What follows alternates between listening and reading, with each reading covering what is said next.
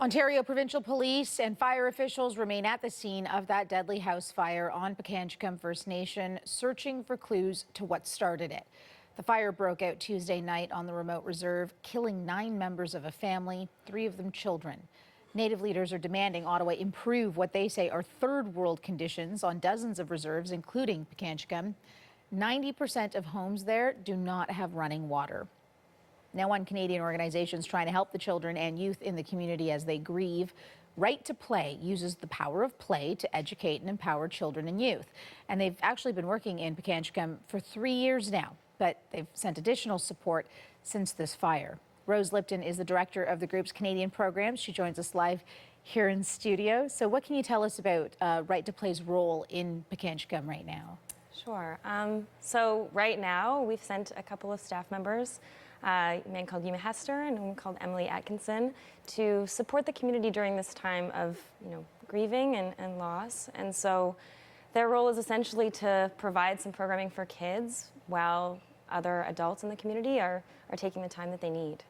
And what is the significance of having Right to Play there in communities like PIkangikum? Well, I think that play has this power to allow kids to express themselves, to be who they really are, and to express positive emotions a lot of the time, but also really tough ones. And so I think it's just important to have that safe space to be who they are and to feel what they're feeling. Yeah, and you've spoken with your staff there in PIkangikum. Yeah. What are you hearing from them?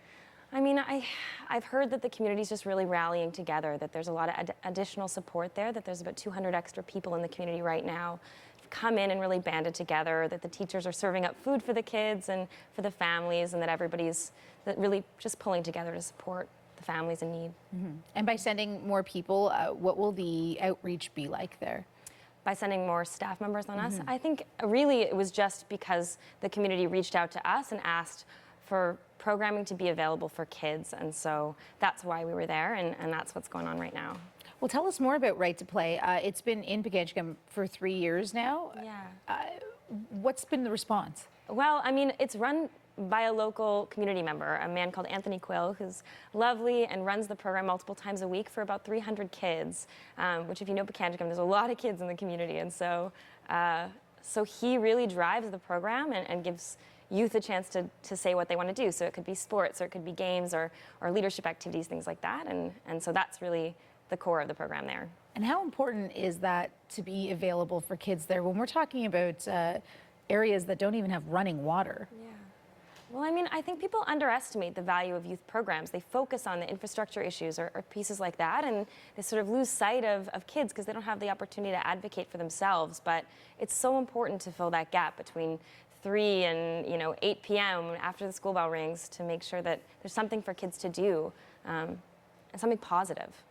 Yeah, and it must feel great for staff members to participate, right? Yeah, I mean, all the programs run across Canada. We work in about 88 First Nations across Canada, and they're all run by local community members. So it's not often our staff that goes to the community to actually run activities. So I think they were excited to be able to provide that support when they were asked. Okay, so I understand that you were asked to send more people to PIkangikum. Yeah. Do you know how long the staff will be staying there? So the plan right now, I think, is to be doing this particular intervention for about a week while the community's kind of shut down and other programming isn't happening. But then afterwards, we work with PIkangikum on a regular basis, and there's always programs running. So.